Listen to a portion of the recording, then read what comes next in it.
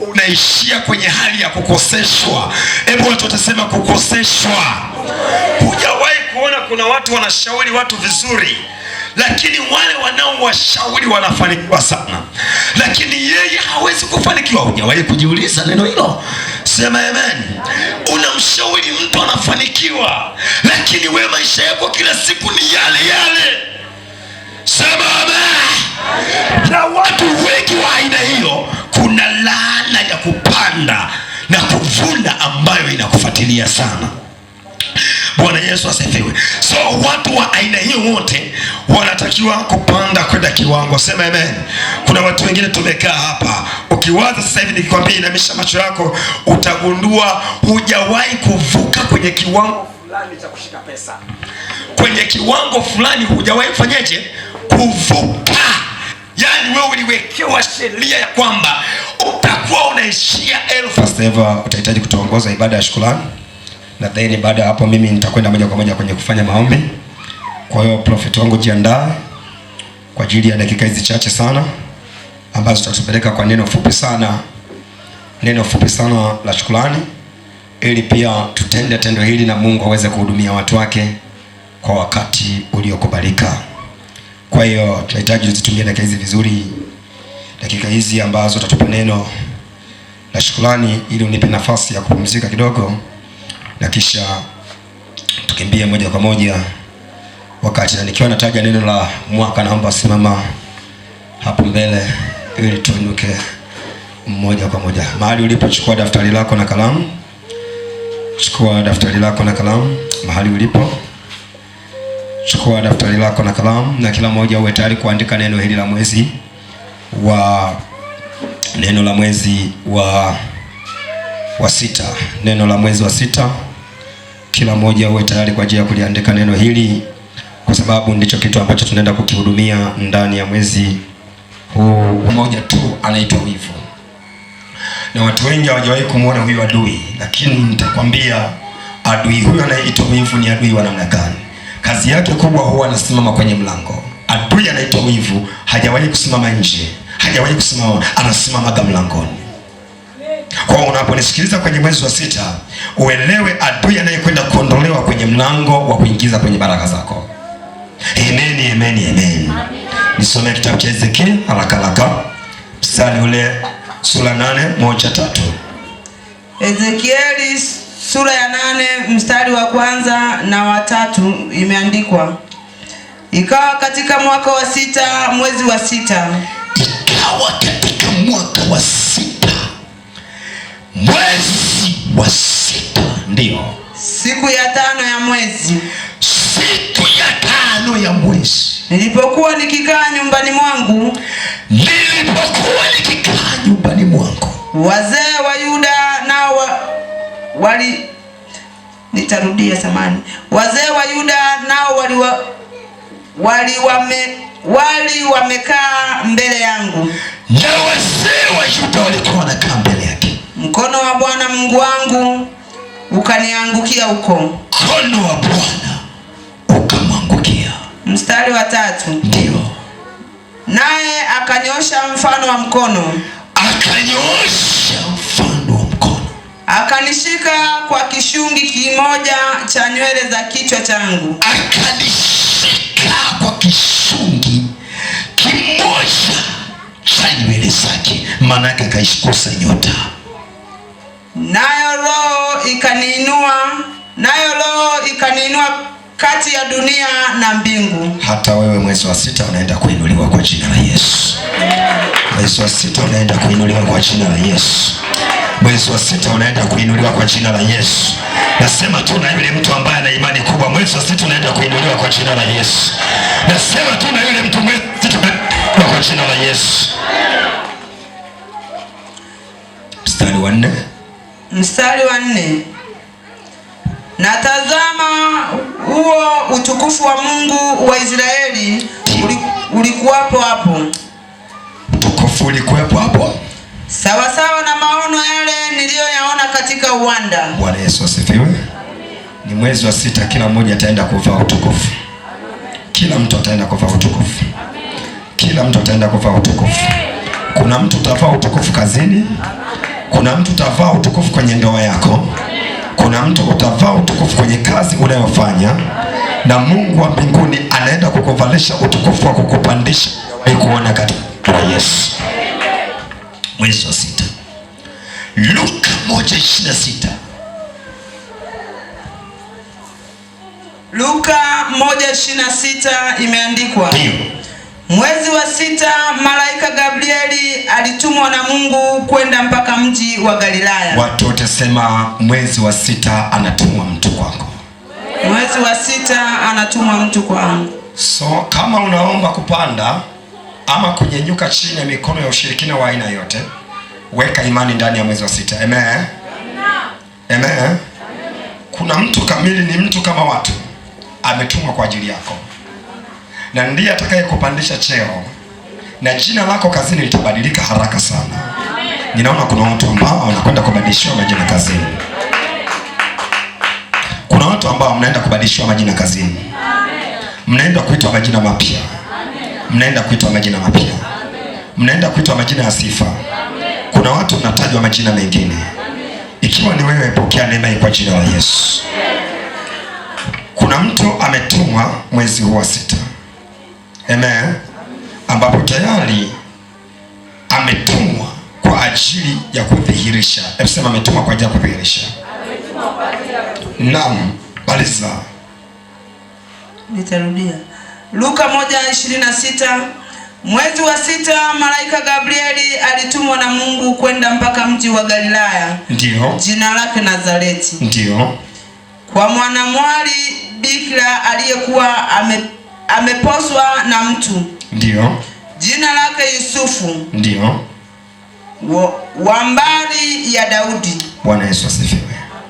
Mwezi wa 6. Matokeo ya huyo mtu kutumwa mwezi wa 6, matokeo ya udhihirisho wa kitu ulikuja. Kwa mwezi wa 6 kuna vitu vingi vitadhihirika mbele yako. Unanielewa eh? Kuna vitu vingi vitadhihirika ambavyo beacon yake ni ndani ya ibada ya leo. Nguzo yake ni ndani ya ibada ya leo. Fuatilia ibada hii mpaka mwisho. Mathayo 9:35 hadi 38. Neno langu la mwezi wa 6 linakuwa naishia pale. Kisha tuende moja kwa moja kwenye kile ambacho Bwana leo ametuma. Mathayo 9 mstari wa 36 hadi 38 imeandikwa. Anza mstari wa 35. Kuanzia mstari wa 35 imeandikwa, naye Yesu alikuwa akizunguka katika miji yote na vijiji. Akizunguka katika miji yote na vijiji, akifundisha katika masinagogi yao. Katika masinagogi yao. Na kuihubiri habari njema ya ufalme. Na kuhubiri habari njema ya ufalme. Na kuponya magonjwa yote na udhaifu wa kila aina. Kuponya magonjwa yote na udhaifu wa kila aina. Mstari wa 36. Na alipowaona makutano. Na alipowaona watu wamekaa kama namna hii. Aliwahurumia. Ndio. Kwa sababu walikuwa wamechoka na kutawanyika kama kondoo wasio na mchungaji. Kwa sababu walikuwa wamechoka sana na maisha waliokuwa wanaishi. Wengi waliishi maisha ambayo hawana majibu. Ongea na mtu hapa. Una jina la kuwa hai. Ndio. Mstari wa 37. Ndipo alipowaambia wanafunzi wake. Aliwaambia nini? Mavuno ni mengi. Lakini watendakazi ni wachache. 38. Ndio. Basi muombeni Bwana wa mavuno. Apeleke watendakazi katika mavuno yake. Amen. Simama ndani ya neno hili na tunakwenda kuweka msingi. Karibu na Bwana. Haleluya. Lakini pointi ya 3 wakatuambia kwamba kinachotokea unapokuwa na akili za moyo wa shukrani, inarudisha wafungwa. Inarudisha wafungwa kwa namna gani? Kwamba kuna wakati unaweza kuwa umepotea, lakini katikati ya tumaini kwamba Mungu yupo anatenda kazi, unafunguliwa, unatoka katika hali ya kifungo na unakuwa huru tena. Sasa kabla sijaendelea na pointi za nini kinatokea unapokuwa na akili za moyo wa shukrani, nitakufundisha kitu kidogo ambacho kinasema hivi: kwa nini mtu anakosa moyo wa shukrani? Ni kwa sababu gani mtu unakosa moyo wa shukrani? Ni kitu gani kinapelekea mtu akose moyo wa shukrani? Pointi ya kwanza, anaangalia alikotoka na sio anakokwenda. Yaani huyo mtu ana tabia yeye ya kuangalia alikotoka na sio anakokwenda. Ukisoma kitabu cha Kutoka 14 mstari wa 15, Bwana anaongea na Musa, anamwambia ya kwamba waambia watu wasinililie mimi, ila waambie neno moja tu, wasonge wapi? Wasonge mbele. Ni kwa namna gani mtu anakuwa na hali ya kuangalia kule alikotoka? Ukiangalia kule ulikotoka, hauwezi kupata nguvu ya kule unakokwenda. Halo? Kwa sababu ulikotoka ulifilisika, ulikotoka ulianzisha biashara ikafa, ulikotoka ulilima shamba ukaibiwa. Haleluya! Ulikotoka ulijenga nyumba, serikali ikaja ikasema hivi ni barabara, ikapitisha barabara, nyumba yote ikasambaratika. Ulikotoka ulianzisha duka, wakaingia wezi wakaiba. Ulikotoka umedhiakiwa, ulikotoka umeachwa. Kwa hiyo ulikotoka ni maumivu, hakuna amani wala furaha. Bwana Yesu asifiwe. Ulikotoka ulisoma ukafika form 4 kupata 0. Ulikotoka umesoma kwa shida, umesomeshwa na mzazi kwa shida, lakini mwisho wa siku umekosa kazi. Ulikotoka mzazi umewekeza pesa kwa mtoto wako, ukamsomesha, ukamsaidia, lakini mwisho wa siku akawa ni mvuta bangi, mwisho wa siku akabeba mimba. Ulikotoka mdada, kuna mwanaume ulipatana naye kwamba nitakuoa, mkatembea naye, mkaishi naye, akakupa na mimba, ukazaa mtoto, akakuacha. Kwa hiyo ulikotoka ni huzuni na vilio, hakuna amani. Bwana Yesu asifiwe. Ulikotoka ulitengeneza mapatano na mtu ya biashara, lakini katikati ya biashara mliokuwa mnaifanya, biashara imekufa. Sasa nisikilizie huu mziki. Unaamka asubuhi, unasema nataka nimshukuru Mungu. Kwenye kumshukuru Mungu, ukifumba macho unamuona yule mwanamume aliyekuacha. Hapo umefumba macho, unaiona ile duka ambayo iliibiwa na wezi. Kwenye kufumba macho unaona ulivyodhulumiwa mali zako na mashamba yako. Unaona jinsi nyumba ilivyobomolewa. Yaani uoni kitu, unayaona ni matatizo. Unapoendelea kumuinua Mungu hapo? Eti unapoendelea kumuinua Mungu? Huwezi kumuendelea kumuinua Mungu. Ni kwa sababu unaona ni matatizo. Ulikotoka unaona watoto wangu wote wameangamia, hakuna hata mmoja ambaye ni msaada kwenye maisha yangu. Nyumba unaokaa ni afadhali ya jana, chakula ni ndikika. Haleluya. Alafu umepiga magoti, unasema acha nimshukuru Mungu. Moyo wa shukrani hauwezi kuinuka. Haleluya. Uko ndani umeokoka, ukisema basi hebu sasa niamue, ngoja niwashe hata simu yangu hii, hebu niingie mtandaoni nijifunze vitu vingine. Unasikia kuna mhubiri Kenya wa watu wamefunga wakafa. Unakufunga na kufa tena. Yaani ni matukio bamba tu bamba. Ukirudi huku unakutana na taarifa ya habari, kuna mama kajinyonga kwa sababu ameachwa. Bwana Yesu asifiwe. Ukirudi huku tena unasikia kuna mtu kaibiwa duka lake. Hiyo ni taarifa ya habari. Kwa hiyo siku nzima akili yako inajengwa kwenye matatizo tu. Hauwezi kupata moyo wa shukrani. Na ukikosa moyo wa shukrani huwezi kuinuka. Amina. Haleluya. Kumbe tunapaswa kufanyaje? Tunapaswa tunapoanza upya, ninapoanza upya nanyenyuka kwa upya. Haleluya. Kuna siku moja niliwahi kuamka mimi nyumbani kwangu saa 7 za usiku, nikapiga magoti nikasema hivi, leo roho wa kutaabisha unayenikumbusha mimi matatizo ya nyuma, leo utaniachia.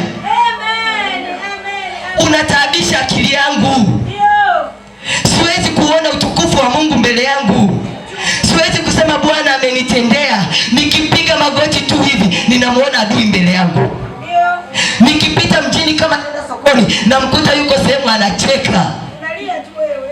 Haleluya. Anacheka, alafu mimi nimetoka Jumapili kuomba maombi ya kumfyeka. Hivi kweli sinaathirika kisaikolojia? Bwana Yesu asifiwe. Halo. Yaani ninaona kama ni tabu. Kwa nini nikutane naye bado? Kwa nini yupo bado? Kwa nini mimi nilie yeye acheke? Kwa nini? Hivi ninamtumikia Mungu gani? Siwezi shukuru, naomba maombi ya kulalama. Nalalamika mbele za Mungu, sio kumshukuru Mungu tena.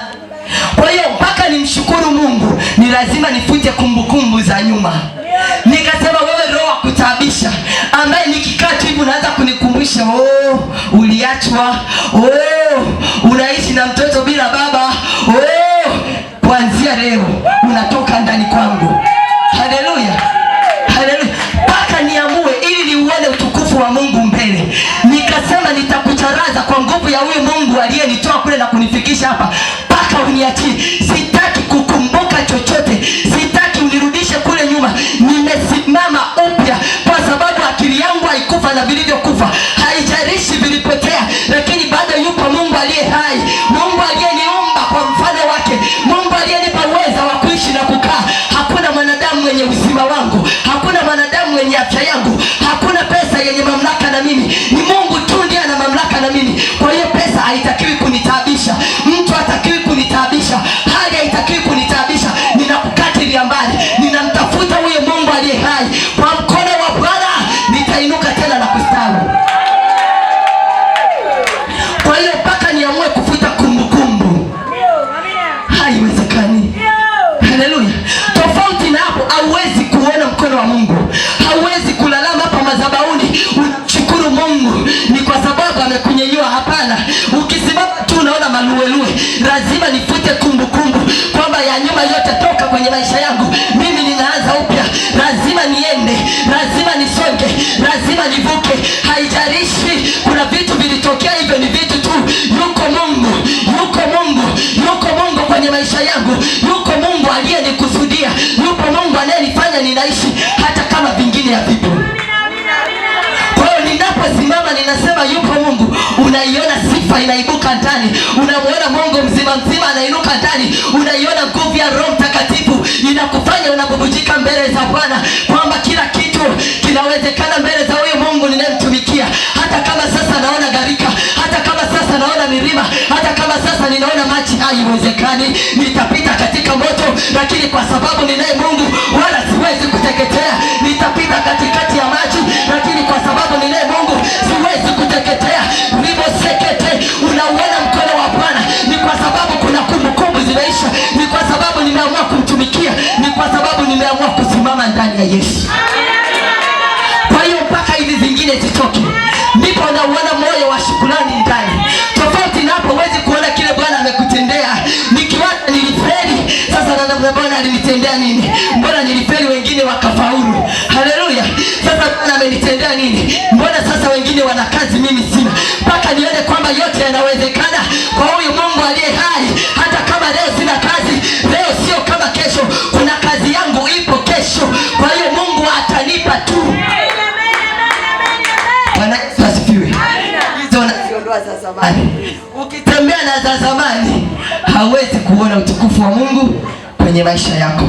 Lakini kitu cha pili ni nidhamu kwa watumishi wa Mungu. Amina. Amen. Halo. Nisikilize nikwambie.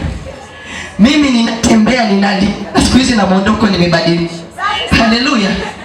lakini kuna mtu nyuma yangu ninayejivunia naye. Ni kwa sababu sichukulii kukutana kwangu na yeye ni bahati mbaya. Amina.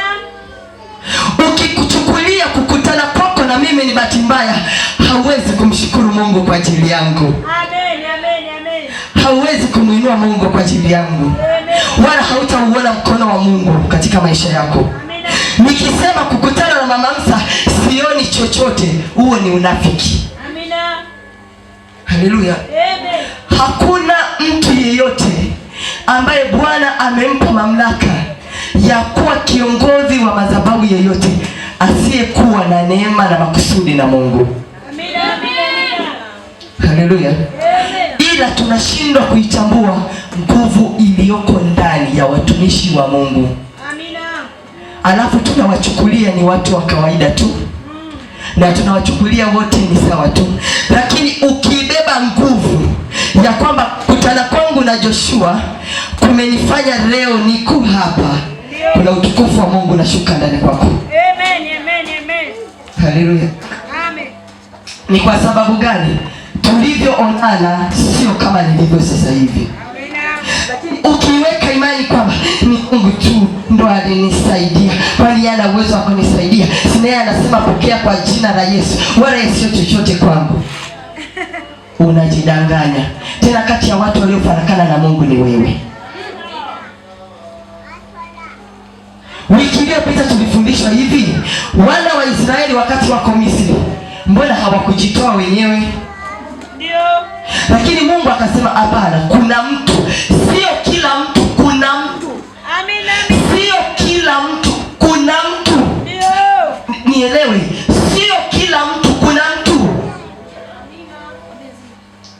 Kuna mtu ambaye Bwana amemfanya kwa ajili yako. Sikiliza sauti ya Mungu inasema nini kwa habari ya maisha yako. Sio kila mtu amefanywa kwa ajili yako. Yupo mtu special kwa ajili yako. Na ndiyo maana hebu sema kuna watu wengine wako kwenye ndoa zao na wanafurahia zile ndoa, ni kwa sababu walikutana na watu special kwa ajili yao. Haleluya. Lakini wako wengine wanalia asubuhi na mchana kwenye hizo ndoa, ni kwa sababu hawakukutana na watu kwa ajili yao. Amina. Yani walipianga kama Eva. Haleluya. Amen. Hivi unajua ndio inaweza ikakunyanyua au kukuangusha? Amina. Ndio ilimemnyanyua Neema. Yuko kwenye ndoa. Amina. Kile ndio imenifanya Eva naishi na mtoto wala baba. Amina. Si ndio tu? Si ndio? Amina. Haleluya. Ndio, sio kitu kingine. Ni ndio. Amina. Nimekubali. Kwa hiyo ndio inaweza kukuangusha, ndio inaweza kukupoteza, ndio inaweza kukutoa, ndio inaweza kukuteketeza, lakini hiyo ndio ikiwa ndani ya uwepo wa Mungu inaweza kukufanya ustawi, inaweza kufanya uwe na kicheko, inaweza kukufanya uwe na furaha, inaweza kukufanya uburudike. Hiyo ndio. Kumbe kuna ndio za ndani ya uwepo wa Mungu na ndio za gizani. Haleluya. Ndio za gizani tunapitiaga dirishani. Ila iko ndio bwana, mimi sasa hivi ninaisubiria ya kupita kwa nina gauni jeupe. Bwana Yesu asifiwe. Kwa hiyo ndio inaweza ikamwangusha mtu, lakini ndio inaweza ikamuinua mtu. Lakini hiyo yote iko kwako. Kwa hiyo mazoea au kudharau watumishi wa Mungu inaweza ikakuletea madhara. Kuna mtu mmoja, nisikilize nikwambie, jifunze kumjibu shetani kibabe. Kuna mtu mmoja niliwahi onana naye akaniambia hivi haya makanisa yamejaa maeneo yote. Unataka tuweke baa? Wewe unataka baa au unataka nini? Nimemaliza. Haleluya. Hivi watumishi wa Mungu wengine hata waeleweke. Nikamwambia uliona wapi kwenye maandiko wamesema mtumishi wa Mungu mpaka wana degree? Amina. Sio kibabe. Maandiko tumetoka kusomewa yanasema hivi, mavuno lakini watendakazi. Kwa hiyo Bwana hakuweka ukomo wa watendakazi. Haleluya. Bwana hakuweka ukomo wa watendakazi. Hata ukisikia sasa hivi hapa ni pastor, wewe sikiliza neno, ni sababu ninatamka neno, na ndicho kitu Bwana alikisambaza ulimwenguni, na ndio ahadi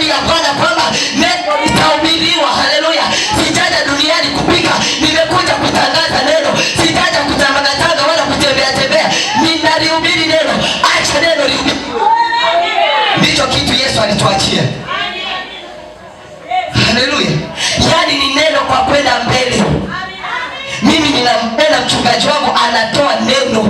Kama wakwako anakupa ugali mimi sijui na sitaki kujua. Niko mahali hapa kwa sababu kuna neno. Haleluya. Nimechenga hivi unavyoniona ni kuna neno lililowekwa ndani kwangu. Kwa hiyo usiniambie habari za watu.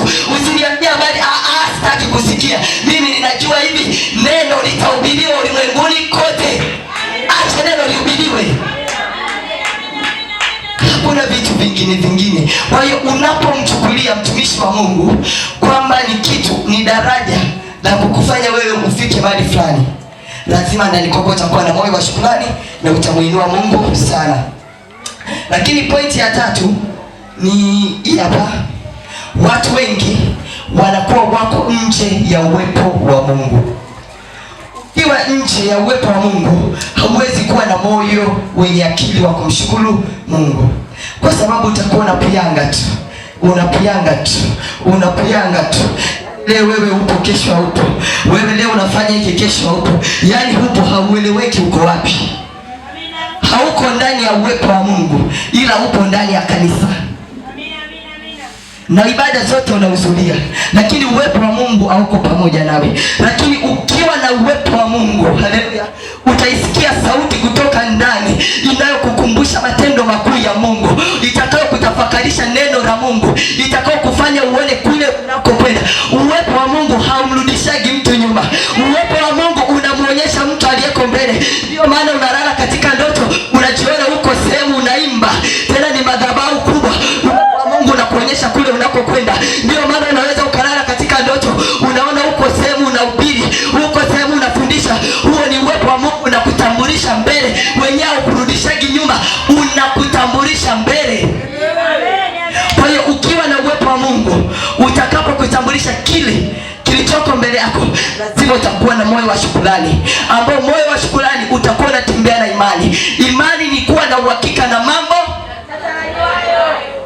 Kwa hiyo nitakapokuwa na imani ya kile nilichokiona, lazima nitamshukuru Mungu kwamba kwa wakati wake atafanya, kwa wakati wake atatenda, kwa wakati wake atanifikisha, kwa maana iko ahadi ya Mungu ndani ya uwepo wa Mungu. Kwa hiyo hata ninapokuwa ninamshukuru Mungu, ninamshukuru kwa sababu, kwa maana njia ninayo. Ninapokwenda ninapajua, ninapotakiwa kuwa nitajua. Kwa hiyo nitamshukuru Mungu huko nikitembea katika imani, kwa uwepo wake anifikishe pale ninapotakiwa kuwa. Bwana Yesu asifiwe. Baada ya nitarudi kwenye kumalizia ni nini kinatokea unapokuwa na akili za kushukuru. Nitaenda kwa haraka kwenye hizo pointi zingine, ila kuna pointi ya mwisho nitaizungumzia kidogo. Pointi inayofuata ilikuwa ni pointi ya 4.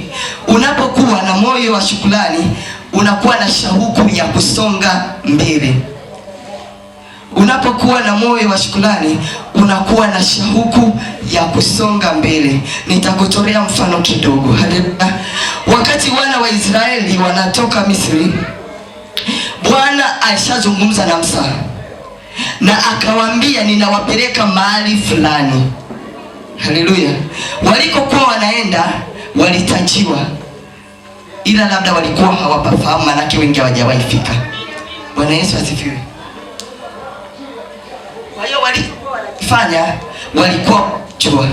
Ni sawa leo nione kwenye maono niko mahali ninafundisha sana. Kwa hiyo Bwana ananitambulisha kwamba kuna wakati na majira yanakuja utafundisha mahali fulani sana. Lakini nitakapokuwa nimesimama nafundisha, anaweza asiniambie, au nitafikaje pale, anaweza asiniambie. Kwa hiyo ninapaswa kujitahidi kupambana ili nifike pale ambapo tayari ameshafanyaje, ameshanionyesha. Katikati ya safari yao, Musa anachagua watu 12 kutoka katika kabila za wana wa Israeli. Ndani ya watu yupo Kalebu pamoja na Yoshua. Anawatuma, anawaambia hivi, kwa vile mtatuletea majibu kwamba ni nchi ya namna gani, ili tuwaondoe hawa watu wasiwasi, manaka hawaelewi wanafikaje, na yamkini wanadhani Bwana amewadanganya kwamba ile nchi sio nchi nzuri wala haina maziwa na asali kama Bwana alivyowaambia. Wakaenda, lakini kati ya watu wote 12 wanaorudi na uhakika ni watu 2. Haleluya. ni watu wawili tu. Wengine wote wanasema hapana, ile nchi hapana, haiwezekani. Lakini Caleb na Yoshua anaambia haiwezekani, hata kama kuna hawa watu, lakini kumbukeni sisi tunao uwepo wa Bwana. Bwana hajawahi kushindwa na kitu chochote, na Bwana aliyetuahidi ndiye atakayetutimiza. Kwa hiyo hata kama tunaona nini, hata kama tujui kuna wanefi, kuna yani haijalishi, uwepo wa Bwana uko pamoja na tuendeni tu. Hawa wakasema haiwezekani, ile nchi hapana. Wanaikataa ahadi ya Bwana ambayo imewatoa Misri kuwafikisha walipo, na wanatakiwa kusonga mbele. Ni kwa sababu gani ninakwambia moyo wa shukrani unafanya mtu asonge mbele? Joshua na Caleb waliangalia imani iliyowatoa kutoka Misri kuwafikisha walipo. Waliuona mkono wa Mungu. Haleluya! Baada ya kuona mkono wa Mungu, hakuna kinachotawala ndani, ni moyo wa shukrani. Baba alitupitisha hapa, akatuvusha na hiki, akamwangusha Farao. Kuna mapigo aliachilia kule Misri ya kutosha. Ikiwa aliyaweza yote haya, ni jambo gani la kumshinda? Ule ni moyo wa shukrani ndani ya mtu. Amina, amina, amina. Kwa hiyo wale wengine walikosa moyo wa shukrani. Hawakuwa wanajua, sijasema walikotoka, Bwana alikowatoa. Amina. Sio walikotoka. Wakikumbuka walikotoka, wanaona matatizo ya kufyatua matofali na kukata nyasi. Ndio.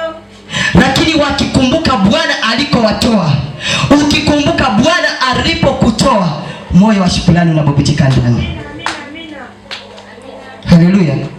Amekutoa wapi na sasa uko wapi? Amekuvusha na mangapi? Amekutenga na mangapi?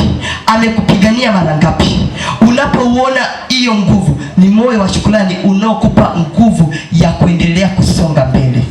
Kumbe usipokuwa na moyo huwezi kusonga mbele, kwa sababu hauoni kila ambacho Bwana amekufanyia. Kwa mpaka usonge mbele, lazima uone kwamba kuna kitu Bwana amenifanyia, na ni kwa sababu alinivusha kwenye lile, hata kwenye hili atanivusha. Kwa hiyo hata kama nikiwa ninaona hali mbaya, ninajua yuko Mungu. Haleluya!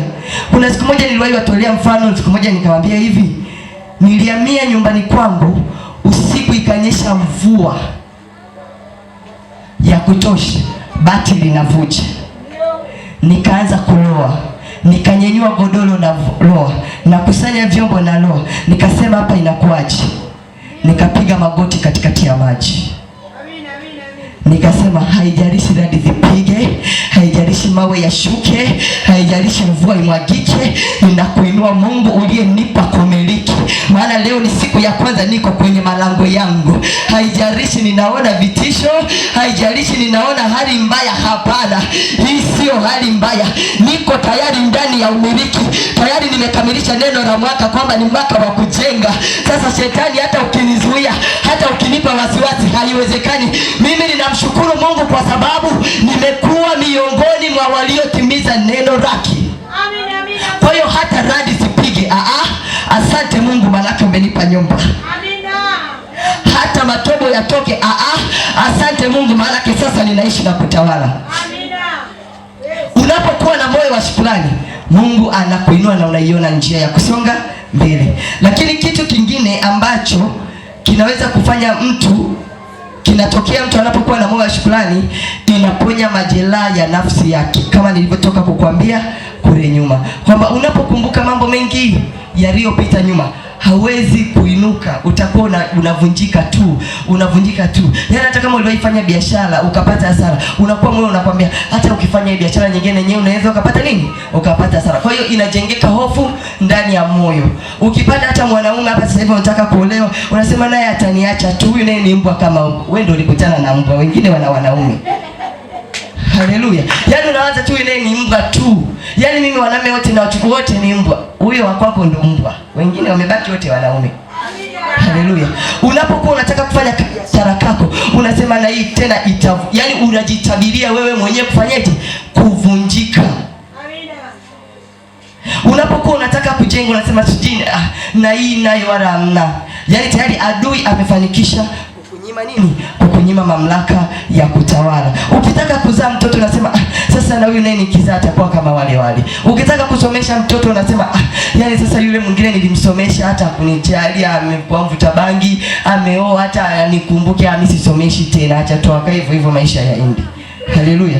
Kwa hiyo uwezi kufika kule ambako unafika, wala uwezi kuwa na moyo wa shukrani, ni kwa sababu ndani kwako umebeba majeraha. Kwa hiyo moyo wa shukrani unaponya majeraha, unafuta hali zote mbaya ambazo ziliwahi kutokea katika maisha yako, alafu unaanza upya kwa Bwana.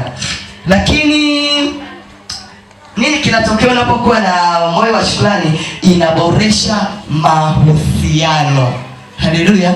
Unapokuwa na moyo wa shukrani inaboresha mahusiano. Inaboresha kwanza mahusiano kati yako wewe na Mungu wako unayemtumikia, inaboresha mahusiano kati yako wewe na familia yako, inaboresha mahusiano kati yako wewe na karama yako, maana yake nitatamani kumtumikia Mungu. Inaboresha mahusiano kati yako wewe na ndoa yako, maana ndani una moyo wa shukrani. Hata mume akija na kizao unaambia asante mume wangu, Mungu akubariki. Haleluya. Mahusiano yanachipua, sio unaletea kizawadi tu umekunja sura kama unataka kufariki. Bwana Yesu asifiwe. Kwa hiyo ukiwa na moyo wa shukrani unamshukuru Mungu kwamba Mungu umembariki mume wangu, umenibariki mke wangu, umebariki familia yangu. Asante Bwana Yesu. Vile unavyoendelea kushukuru, mahusiano yanaboresha kati yako wewe na nini? Na watu wengine. Kuna kitu kimoja watu hawakielewi. Watu wanafikiria kwamba kuokoka ni kwa ajili yako. Hapana. Umeokoka kwa ajili ya watu wengine. Unaweza kuona Joshua kuokoka kwake hakujamsaidia sana yeye kwenye maisha yake, ila kuokoka kwake kumenisaidia mimi Eva. Kuokoka kwake kumemsaidia huyu hapa mama Musa. Kuokoka kwake kumemsaidia Neema. Kuokoka kwake kumemsaidia mama Paulo. Kapake kumekusaidia mama. Haleluya. Kwa sababu anaichapa injili na sisi tunafunguliwa injili, fire inainuka maeneo yote. Anachapa injili, ushirikina unaanguka. Kwa hiyo kuokoka kwake mimi kwangu ni baraka. Haleluya. Hivi tunamtoleaga tuna nini? Watu tunatoa sadaka ya shukrani kwa Mungu kwa ajili ya Pastor Joshua. Tunatoaga. Umeona sasa? Mshukuru Mungu kwa ajili ya Pastor Joshua. Nitafute nikupinu. Haleluya. Tunapaswa kumshukuru, maana yeye kuokoka kwake kumefanya ili kundi lote liko mahali hapa. Sasa hebu kuwaza, leo Joshua asingeokoka, mimi ningelikuwa wapi jamani? Haleluya. Neema, wewe ungekuwa wapi? Pastor Krista na kulala kwako stand, ungekuwa wapi? Mama Musa. Kwa hiyo kuokoka kwake kumekuwa furaha na baraka kwa maisha yangu. Kuokoka kwake kumenikutanisha mimi ba. Kuokoka kwake kumenifanya sasa na chapa injili. Haleluya. Kuokoka kwake kumenifanya nimjue Mungu zaidi ya vile nilivyokuwa ninamjua. Kuokoka kwake kumenifanya leo nina nguvu za Mungu. Haleluya. Kuokoka kwake kumenifanya sasa hivi ninaishi na kutawala. Lakini aliyeokoka sio mimi, ni Joshua. Kwa hiyo kumbe kuokoka kwako kuwe sababu kwa ajili ya watu wengine. Haleluya. Kwa hiyo inaboresha mahusiano. Mahusiano yanayoboreshwa kwa moyo wa shukrani yanatukutanisha sehemu moja. Lakini moyo wa shukrani unasababisha mtu kuwa na afya bora. Unaimarisha afya ya mtu. Unaimarisha kwa namna gani? Unaimarisha kwa sababu yule mtu hana yale makolokolo moyoni tena. Hamuwazi adui yake tena. Hawazi alikotoka tena. Ila anaona ni utukufu wa Mungu tu kwenye nini? Kwenye maisha. Nyie ngoja niwaambie, Yesu ni mzuri. Kama ukimchukua ukamweka ndani ya moyo, mtoe uliyemweka afu mwanzie Yesu kwanza ndani ya moyo, utauona kuwa Mungu. Kwa sababu ukimweka huyo atakukwaza. Hivi ulishawahi pita changamoto ndani ya wokovu? Muulize Pastor Neema. Unapita mikiki ya kila, alafu ile mikiki kuuliza hivi, kati ya huyu na Mungu nani bora? Mama amecheka. Yaani ile mikiki inakwambia kati ya pesa na Mungu nani bora? ndio inaongea. Uko ndani ya wokovu, unachapa injili, unaomba, unapigwa tukio, alafu ile inakuuliza hivi, kati ya hiki kilichopotea na Mungu bora. Sieti mama anajua ni nani bora. Yani uko katikati, huku kuna Mungu, huku kuna vita. Yamkini vita inaweza ikawa ni hali, vita inaweza ikawa ni magonjwa, vita inaweza ikawa ni mtu, lakini inakuuliza kati ya hiki na hiki kipi bora. Uone utakavyo wayawaya, uone utakavyo rukaruka, uone yani unawaka moto lakini hauteketei. Haleluya! Yani unawaka lakini hauteketei. Huko ndani ya maji lakini hauzami. Huko unaelewa, yani huko hauzami. Huko ndani ya msitu lakini yani hauelewi, unaona tu simba lakini kujiua hauwezi. Unapita yani na kadri unavyopita yenyewe inakupa njia. Huko inakwambia chagua. Unaenda unachechemea, ukiinuka anakwambia rudi, chagua. Haleluya! Uchague kati ya kipi bora. Kwa hiyo ukiwa na moyo wa shukrani inaweza kuimarisha afya yako. Itaimarisha afya kwa sababu katika zote utauona mkono wa Mungu tu. Ayubu akasema ya kwamba Mungu ametoa na ametoa, jina lake lihimidiwe. Kwa sababu aliona vitanipotezea muda, nitaviwaza alafu vitanipa majibu. Haleluya! Vitavuruga tu akili yangu, havitanipa majibu. Kwa hiyo aliyetoa ndio ametoa, jina lake lihimidiwe. Sina kitu kingine cha kupoteza muda. Huo ni upako wa ujasiri na moto wa kukufanya usonge mbele. Ukiwa na upako wa ujasiri, milima itasarenda mbele zako. Ukiwa na upako wa ujasiri, hali itasarenda mbele zako. Bwana Yesu asifiwe. Lakini pointi yangu ya mwisho ambayo inasema ni nini kinatokea mtu anapokuwa na moyo wa shukrani. Moyo wa shukrani unamrudisha mtu katika nafasi yake. Moyo wa shukrani unamrudisha mtu katika nafasi yake. Msomaji, naomba ukanisomee kitabu cha Matendo 16 mstari wa 25. Matendo 16 mstari wa 25. Matendo 16 mstari wa 25. Matendo 16 mstari wa 25 imeandikwa. Ndio. Lakini panapo usiku wa manane, Paulo na Sila walikuwa wakimwomba Mungu. Bwana na kumwimbia nyimbo za kumsifu. Na wafungwa wengine walikuwa wakiwasikiliza. wamekaa wakiwasikiliza. Mstari wa 26. Ndio. Ghafla pakawa tetemeko kuu la nchi. Hata misingi ya gereza ikatikiswa. Na mara hiyo milango ikafunguka. Vifungo vya wote vikalegezwa. Na vifungo walivyokuwa wamefungwa vyote vikalegezwa. Yule mlinzi wa gereza akakurupuka akaamka. Naye alipoona ya kuwa milango ya gereza imefunguka, ndio alifuta upanga. Ndio akataka kujiua kwa sababu anaona wafungwa tena wako huru, akizani ya kuwa wafungwa wamekimbia. Ndio. Ila Paulo akapaza sauti yake kwa nguvu. Akisema usijizuru. Kwa maana sisi sote tuko hapa. Akataka taa ziletwe. Akarukia ndani. Ndio. Akitetemeka kwa hofu. Ndio. Akawaangukia Paulo na Sila. Endelea. Kisha akawaleta nje akasema, Bwana zangu, yanipasa nifanye nini nipate kuokoka? Fanye nini ili nipate kuokoka? Wakamwambia, Muamini Bwana Yesu, nawe utaokoka pamoja na nyumba yako. Achia hapo kwanza. Haleluya.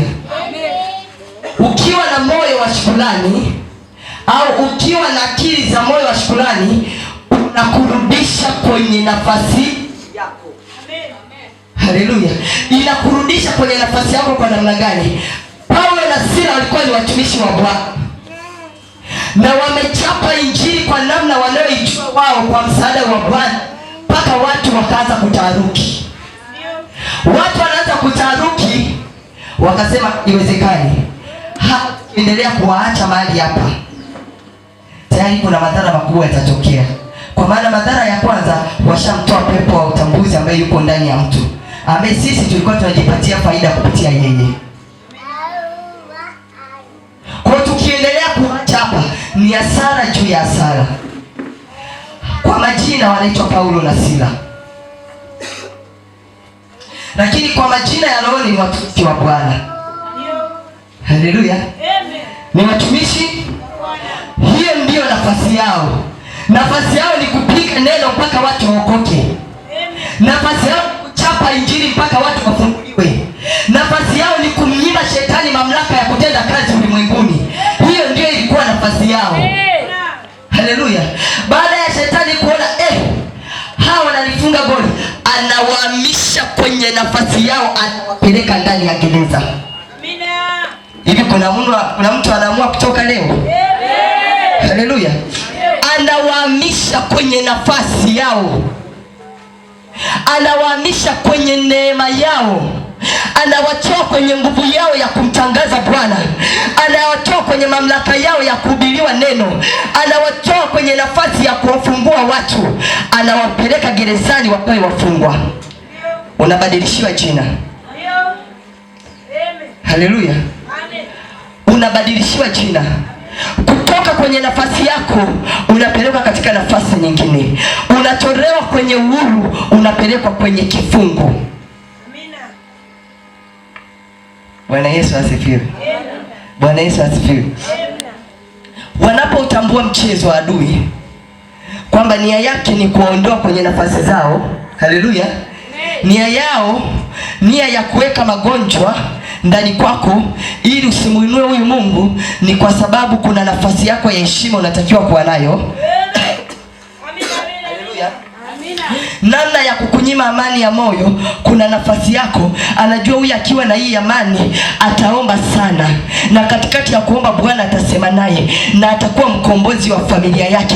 Acha nimuondoe kwenye hii nafasi ili akose moyo wa shukrani, aone yote ni mabaya mabaya tu. Akishayaona yote ni mabaya mabaya, hawezi kuona ukuu wa Mungu kwenye maisha yake. Atarudi nyuma, huyo anarudi alikotoka. Kama alikuwa mlevi anarudi kwenye ulevi. Kama alikuwa ni mzinzi anarudi kwenye uzinzi. Kama alikuwa anatumikia miungu mingine anasema sasa Mungu gani huyo anayenitia aibu? Acha tu nirudi kule kwa yule Mungu wangu niliyekuwa namtumikia mwanzo. Anakuondoa kwenye nafasi yako ambayo ni Bwana amekubalika wewe uwe pale. Anakuondoa kwenye jina ambalo Bwana amekupa, anakurudisha kwenye jina la mzinzi, anakurudisha kwenye jina la mwizi, anakurudisha kwenye jina la utasa, anakurudisha kwenye jina la hasara. Haleluya. Anauondoa moyo wa shukrani, anaiondoa tumaini ambalo Mungu ameliweka ndani kwako, anaiondoa nguvu ambayo kupitia hiyo nguvu kuna mataifa na mataifa watakaoinuka. Bwana Yesu asifiwe.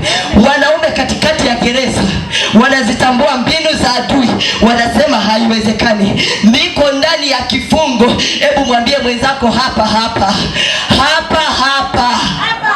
Haleluya. Hapa hapa kwenye hii hali nilionayo ndani ya gereza, wanasema hatuna namna. Tunamjua Mungu mwenye nguvu, tunamjua Mungu aliye hai, tunamjua Mungu aliyetembea nasi. Tumefanya vitu vya ngapi kwa jina la Yesu Kristo wa Nazareti aliye hai? Watu wamefunguliwa kwa jina la Yesu, viwete wametembea kwa jina la Yesu, vipofu wanaona kwa jina la Yesu, waliokuwa hawana nguvu wamepokea nguvu kwa jina la Yesu. Ikiwa huyu Yesu niliyemtangaza nikiwa nje, nitamtangaza nikiwa hapa hapa. Jifunze kumshukuru Mungu hata katika hali mbaya ulionayo. Haleluya. Jifunze kumshukuru Mungu hata katika jaribu ambalo unalipitia. Jifunze kumshukuru Mungu katika ubaya wowote na hali yoyote unayoiona, ili mradi uko ndani ndani ya uwepo wa Mungu. Mungu hajawahi kumwacha mtu aliyeko ndani kwake, ila anajivunia mtu aliyeko ndani kwake.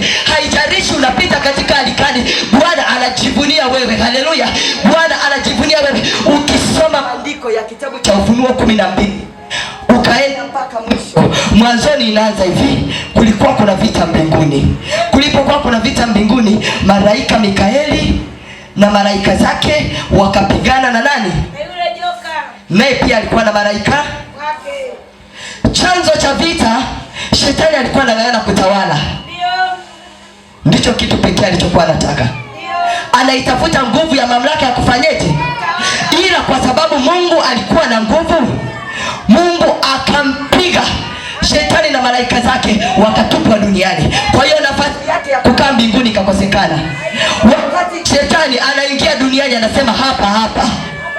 Haleluya, hapa ndipo nitakapotawala, hapa ndipo nitakapofanya vita.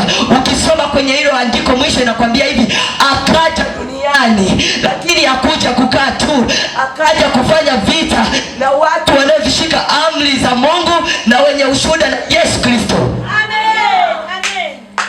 Kumbe hafanyi vita na hoe hai, anafanya vita na majasiri wa mbinguni. Hafanyi vita na waliochoka, anafanya vita na wababe wa mbinguni. Hafanyi vita na wanaosinzia ovyo ovyo. Anafanya na vita na walioamua kusonga mbele, walioamua kwenda, walioamua kufika. Hao ndio anafanya nao vita. Hafanyi vita na walevi, hapana. Anafanya vita na wanaohubiri neno la Bwana. Amen. Na ndio maana unamuona anafanya vita na Paulo na Sila. Amina. Akiwa na kusudi moja tu la kuizuia nguvu ya Mungu isitende kazi ndani kwao. Lakini maandiko yanatuambia katikati ya gereza wakamuinua Mungu. Hawakulalama kwamba Bwana, sasa mbona tulipatana tukatembea wote, sasa umetuacha tumeingia gerezani. Haleluya. Sasa Bwana, mbona tumepatana? Kuna mtu mmoja wiki iliyopita akaniuliza hivi, akaniambia hivi, sikuelewi. Ndio mimi sieleweki. Haleluya. Akanambia, niliwahi sikia mtu anazungumza hivi, lakini sasa nasikia mtu anazungumza hivi. Nikamwambia, nisikilize nikwambie, ninajivunia huyu Mungu ninayemtumikia. Ninajivunia kwa sababu gani? Niliwahi kushushwa chini. Haleluya. Ndani ya kushushwa chini, ukiniona ninainuka, jua ninainuka kwa sababu ya yule aliyenishusha chini.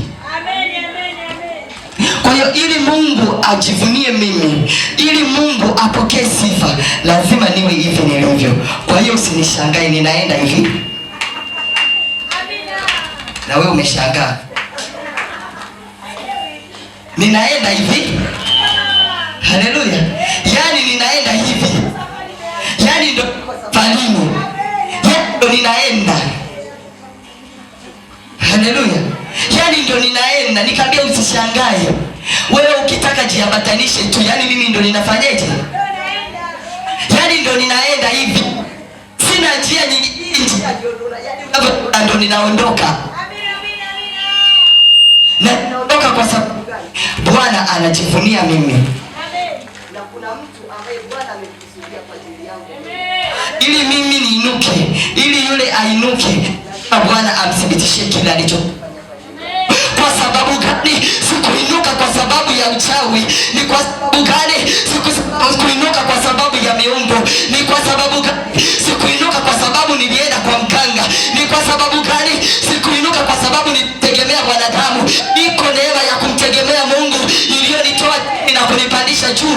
Upo mkono wa Mungu alifanya nikapita katikati yao. Upo mkono wa Mungu ulioniimarisha mpaka sasa niko hivi nilivyo.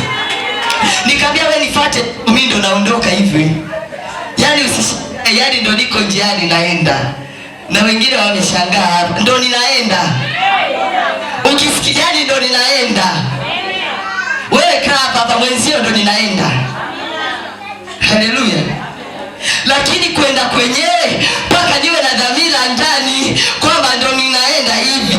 Yaani hata kama yaani ndo ninaenda, yaani ndo ninaenda. Yaani ndo ninaenda na vitu vyangu vyote sibakishi hata kimoja. Ndo nina. Mwambie mwenzako ndo ninaenda. Ndo ninaenda hivi. Yaani hivi unavyoniona mwenzako na paa. Mimi sio mwenzangu, ndo ninaenda hivi unavyoniona. Bwana Yesu asifiwe. Kwa hiyo katikati ya gereza hawa wanamsifu Mungu. Katikati ya gereza hawakupata mawazo, hawakusononeka ndani ya moyo kwamba sasa kwa nini hiki? Kwa nini hii? Niko ndani ya Yesu na mtumikia Yesu. Yeye ndiye nikaifanye kazi yake. Sasa mbona ameruhusu hao kamate ili niwekwe ndani?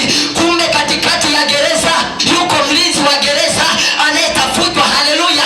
Katikati ya gereza kunatafutwa familia ya mlinzi wa gereza. Anapoona misingi ya gereza inatikiswa, anajua huyu ni Mungu gani anayetenda mambo haya? Ni Mungu wa wapi anayetenda mambo haya? Sijawahi kuona ule ukuu wa Mungu unatokea katikati ya hali unayopitia. Iko neema ya Bwana. Kuna mtu anatafutwa, kuna ndugu yako anatafutwa, kuna mtu anahitaji kukombolewa, kuna mtu anahitaji kuinuliwa, kuna mtu anahitaji kusimama, kuna mtu anahitaji kwenda mbele. Wewe mshukuru Mungu tu. Yule ambaye Bwana amemkusudia ndiye Bwana atakayemuinua. Wewe mshukuru Mungu. Kile ambacho Bwana amekukusudia ndicho kitakachoinuka. Haleluya. Ninakwambia hivi, fyekelea mbali maombi ya kulalama, maombi ya kusononeka. Mimi sio kama wao. Haleluya.